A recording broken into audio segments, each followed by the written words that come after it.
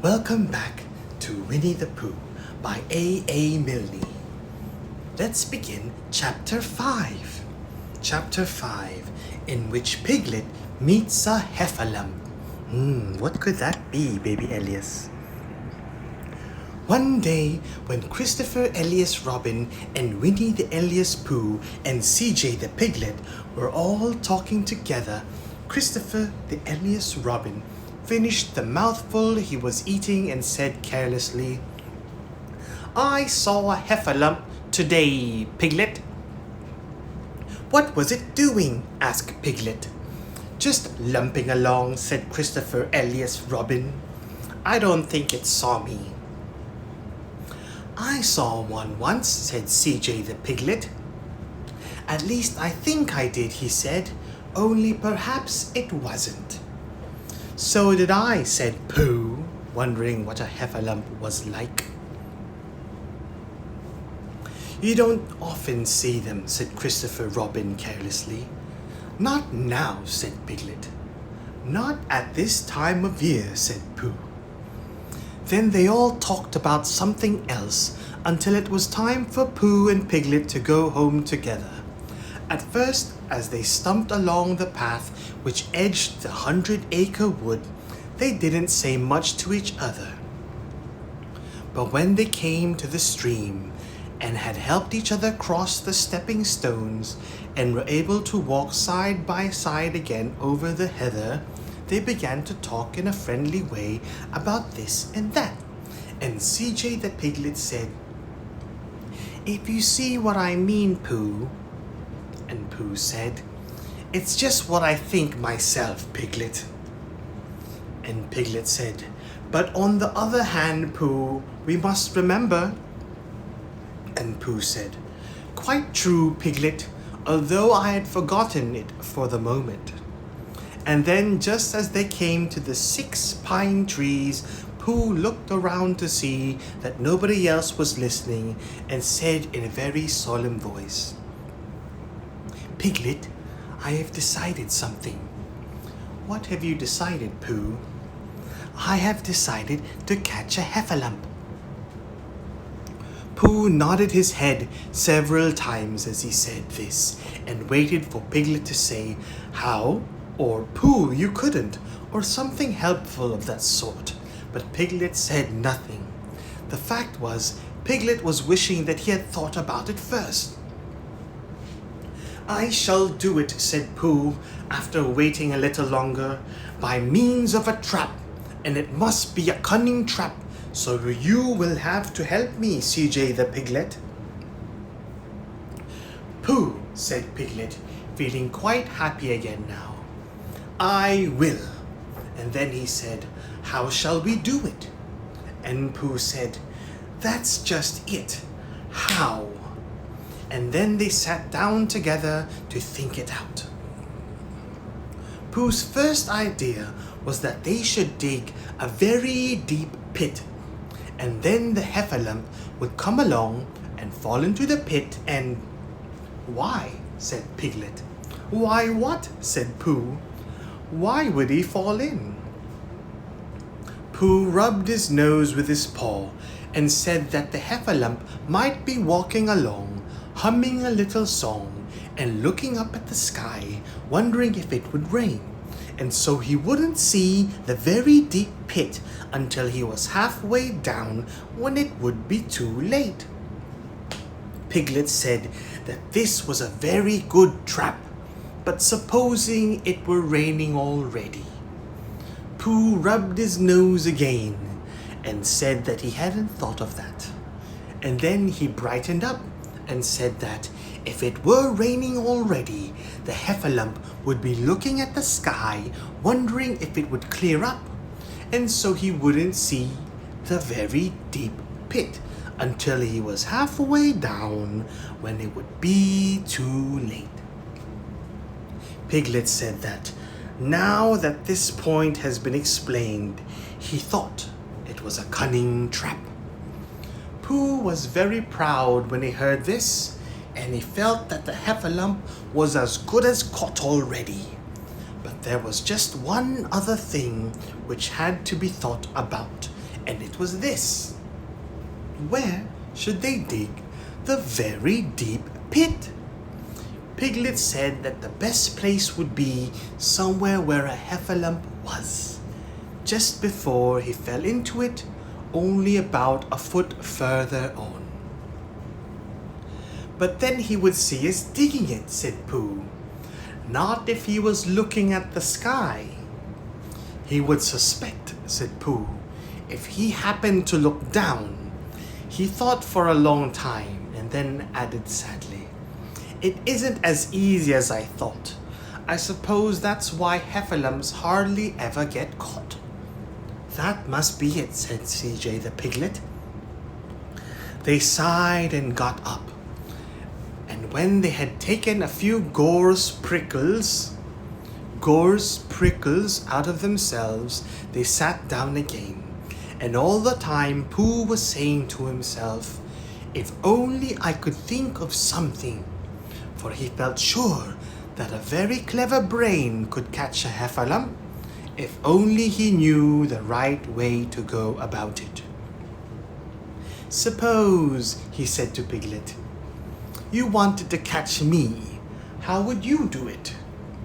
"Well," said Piglet, "I should do it like this. I should make a trap, and I should put a jar of honey in the trap, and you would smell it, and you would go in after it, and I wouldn't go in after it," said Pooh excitedly. "Only very carefully as not to hurt myself, and I would get to the jar of honey, and I should lick round the edges first of all, pretending that there wasn't any more, you know, and then I should walk away and think about it a little, and I should come back and start licking in the middle of the jar, and then... Yes, well, never mind about that. There you would be, and there I should catch you. Now the first thing to think of is, what do heffalumps like? I should think acorns, shouldn't you? We'll get a lot of... I say, wake up, Pooh!" Pooh, who had gone into a happy dream, woke up with a start and said that honey was a much more trapping thing than acorns. Piglet didn't think so, and they were just going to argue about it. When Piglet remembered that if they put acorns in the trap, he would have to find the acorns, but if they put honey, then Pooh would have to give up some of his own honey. So he said, "All right, honey then." Just as Pooh remembered it too, and was going to say, "All right, acorns." "Honey," said Piglet to himself in a thoughtful way, as if it were now settled. "I'll dig the pit while you go and get the honey." "Very well," said Pooh, and he stomped off. As soon as he got home, he went to the larder, and he stood on a chair and took down a very large jar of honey from the top shelf. It had HUNNY written on it, HUNNY, honey. But just to make sure, he took off the paper cover and looked at it, and it looked just like honey. "But you can never tell," said Pooh. "I remember my uncle saying once that he had seen cheese just this color." So he put his tongue in and took a large lick. "Yes," he said, "it is, no doubt about that, and honey, I should say, right down to the bottom of the jar. Unless, of course," he said, "somebody put cheese in at the bottom just for a joke. Perhaps I had better go a little further just in case. In case heffalumps don't like cheese, same as me. Ah," and he gave a deep sigh. "I was right. It is honey, right the way down." Having made certain of this, he took the jar back to Piglet, and Piglet looked up from the bottom of his very deep pit and said, "Got it?" And Pooh said, "Yes, but it isn't quite a full jar," and he threw it down to Piglet, and Piglet said, "No, it isn't. Is that all you've got left?" And Pooh said yes, because it was. So Piglet put the jar at the bottom of the pit and climbed out, and they went off home together. Well, good night, Pooh, said CJ the piglet, when they had to go to Pooh's house. And we meet at 6 o'clock tomorrow morning by the pine trees and see how many heffalumps we've got in our trap. 6 o'clock, Piglet? And have you got any string? No, why do you want string? To lead them home with. Oh, I think heffalumps come if you whistle. Some do and some don't. You never can tell with heffalumps. Well, good night. Good night. And off Piglet trotted to his house, Trespassers W, while Pooh made his preparations for bed. Some hours later, just as the night was beginning to steal away, Pooh woke up suddenly with a sinking feeling. He had had that sinking feeling before, and he knew what it meant. He was hungry.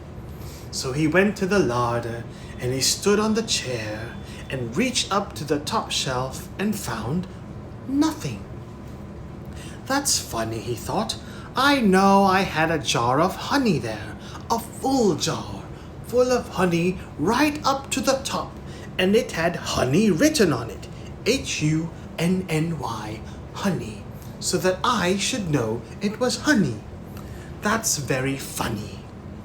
And then he began to wander up and down, wondering where it was, and murmuring a murmur to himself like this. It's very, very funny, 'cause I know I had some honey, 'cause it had a label on saying honey. A goloptious full up pot too, and I don't know where it's got to. No, I don't know where it's gone. Well, it's funny. He had murmured this to himself 3 times in a singing sort of way, when suddenly he remembered he had put it into the cunning trap to catch a heffalump. Bother, said Pooh. It all comes out of trying to be kind to heffalumps. And he got back into bed. But he couldn't sleep. The more he tried to sleep, the more he couldn't. He tried counting sheep, which is sometimes a good way of getting to sleep. And as that was no good, he tried counting heffalumps. That was worse, because every heffalump that he counted was making straight for a pot of Pooh's honey and eating it all.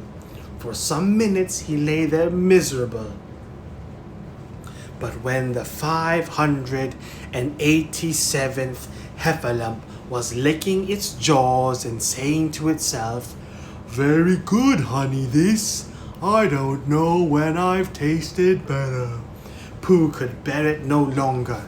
He jumped out of bed, he ran out of the house, and he ran straight to the 6 pine trees.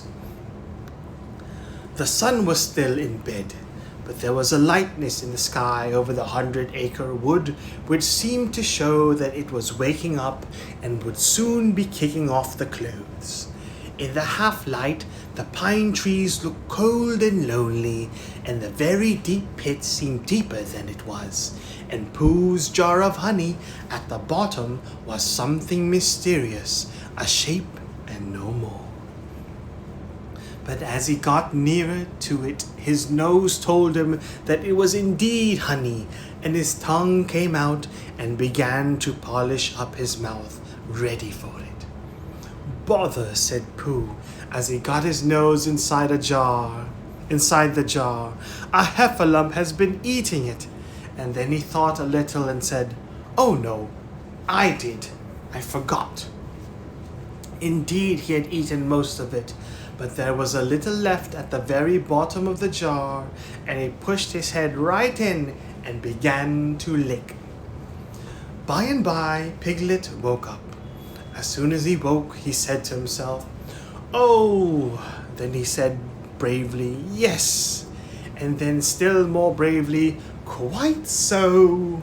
but he didn't feel very brave, for the word which was really jiggetting about in his brain was heffalumps. What was a heffalump like? Was it fierce? Did it come when you whistled? And how did it come? Was it fond of pigs at all? If it was fond of pigs, did it make any difference what sort of pig? Supposing it was fierce with pigs, would it make any difference if the pig had a grandfather called Trespassers William? He didn't know the answer to any of these questions, and he was going to see his first heffalump in about an hour from now. Of course, Pooh would be with him, and it was much more friendly with two, but suppose heffalumps were very fierce with pigs and bears.